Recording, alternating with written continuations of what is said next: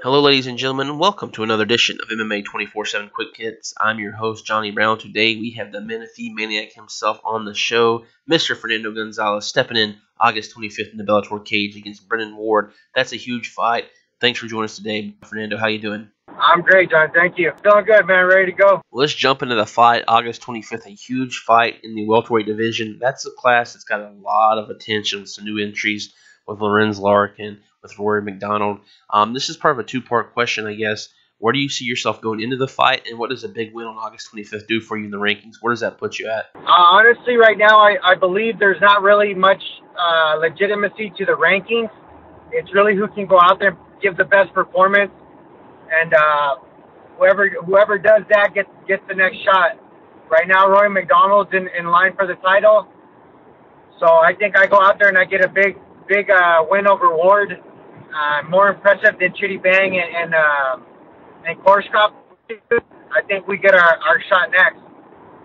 Or I get my shot next. But I think it's really just being determined on who can put the fans in those seats and wants the fans to see the fight. So it's really going to be determined by how we impress the fans. Like yourself, Brennan Ward has been a Bellator veteran, a mainstay for quite a while. What do you think of his skill set and what he brings to the cage?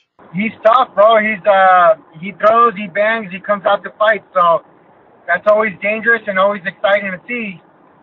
I like fighting guys like that, and I fought most of my career. I fought guys just like him. So for me, it's not something new. Just obviously train my ass off to make sure those big shots don't land, and then I catch him before he catches me. So in that's gonna make it an exciting fight. Just knowing that that's the game plan and that's what I got to go out there and do. I know it's going to be exciting, and I'm ready to give the fans a good show. Absolutely, and that leads into my next question. He has that wild, aggressive style, likes to lure guys into brawls. Do you think the fight will go that way, and any predictions about the fight? I normally don't predict too much. I normally go off of what they're going to give me. I like to beat up my opponents and break them down mentally. I do see this fight ending quicker or early because just how aggressive he is, the way he is. I have to meet power with power. A lot of guys, they think I don't have power until they actually get in there and fight me, and then they realize that I'm kind of holding back, and I'm getting my experience and getting my conditioning up. So when that title shot comes, I'm ready for it. That's just the difference between a veteran and someone that's just only trying to impress by a knockout. I think that's really them just being nervous and trying to end it quick. But I think with this kind of fight, I have to meet power with power, and obviously, like I said, it's going to make for an exciting fight. But him doing that, it'll allow me to catch him early and put him away. Going back a bit, you had a Bellator kickboxing fight against Paul Daly, a fearsome striker. It was a great fight, a really close fight. Going forward, is that something you want to do again, or are you more focused on MMA? I'm really more focused on my MMA. I think I'm really close to that title shot, and that's my main thing. But, if the right fight presents itself and the money's there, the right amount of money, then, yeah, I'll take a fight still in other promotions or in other venues.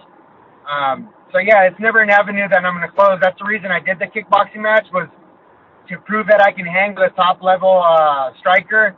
And honestly, I thought that I beat him. So, I know score points, but if you score the fight the way the fight really was, not on leg kicks, I won.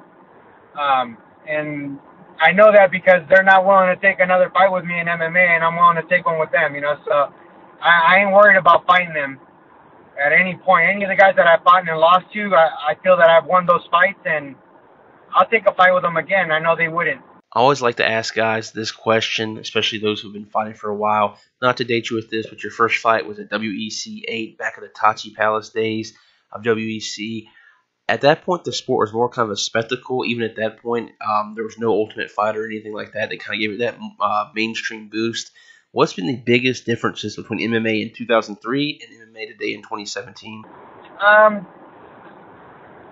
I think the evolution of the game is really what's changed, and the way things are being scored now, it's still changing and it's still progressing because the sport's still very new.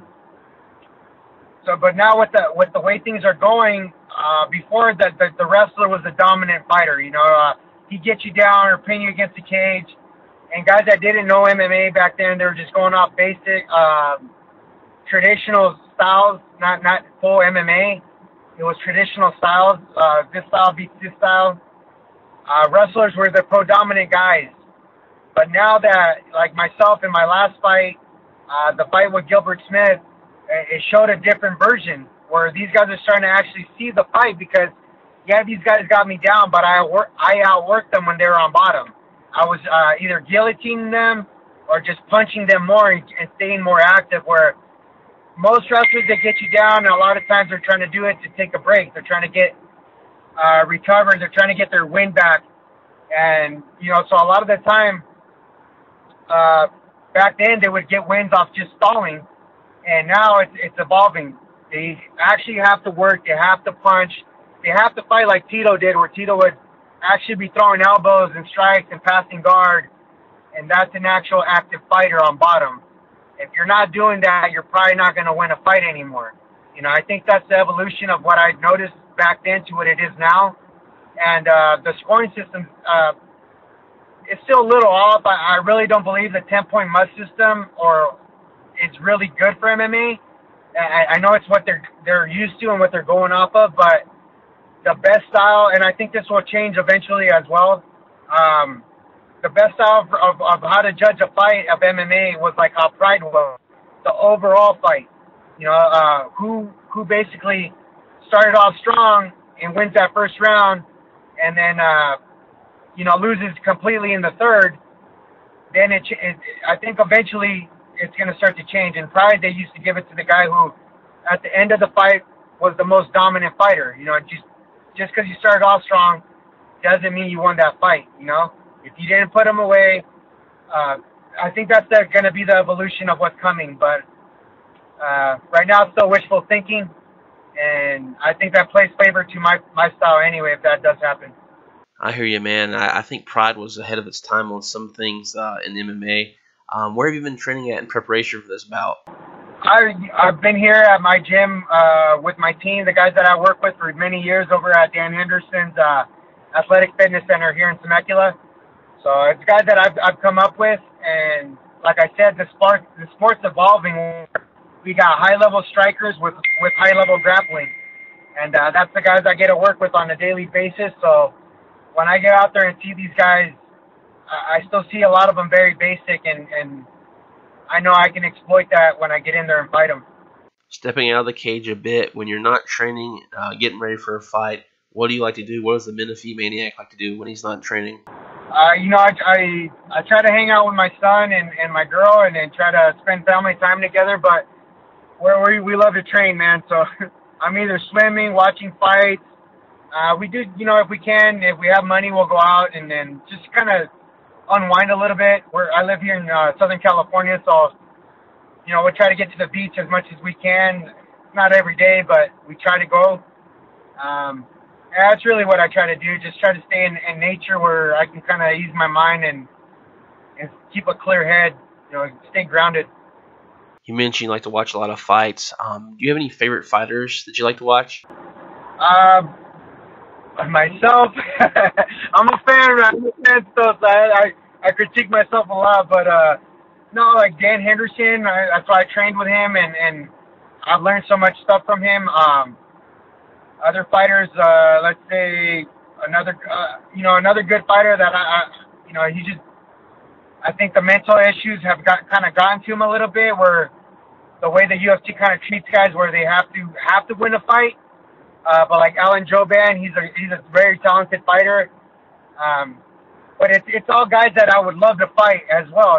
Conor McGregor, just being able to know that they're top guys at what they do, and me being able to hopefully be in the position to fight these guys down the line, so I can prove that I have the skills to beat them. I respect them as athletes, as fighters, but as a fighter myself, I still would like to get in there and test myself against them. Other than Dan, that's my guy. That's my mentor over there.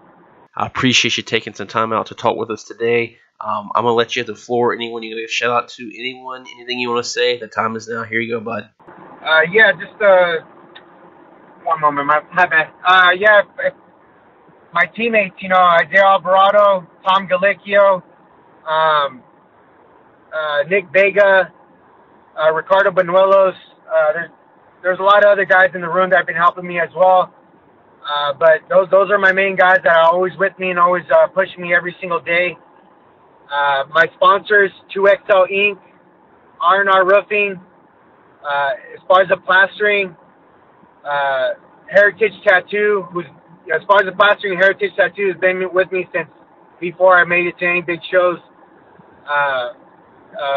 Dr. Toy Chiropractic, the same. He's been with me since 10th grade. Rock Solid Nutrition, Venom Fight Gear, and sorry if I missed anybody, man. CVAC and SoCal Fresh Prep. So those are the guys behind me and helping me get ready and stay in the gym every day. So I have a lot of respect for those guys right now, and always, they've been there for me. And yeah, man, I'm pumped up and I'm ready to get out there and get that win. Thanks again for joining us, my man. No, thank you, bro. I appreciate it, and thank you. And there he is, ladies and gentlemen, the Menifee Maniac Fernando Gonzalez with a big co-main event fight live on Spike TV, August 25th, Bellator 182. You got to check that one out. It's going to be awesome, and I mean that 100%. Can't wait for that fight. That's pretty much it, guys, for me. Thank you, as always, for listening to the MMA 24/7 Quick Hits Show. Always give us a like on Facebook if you haven't already. MMA 24/7, always some great content.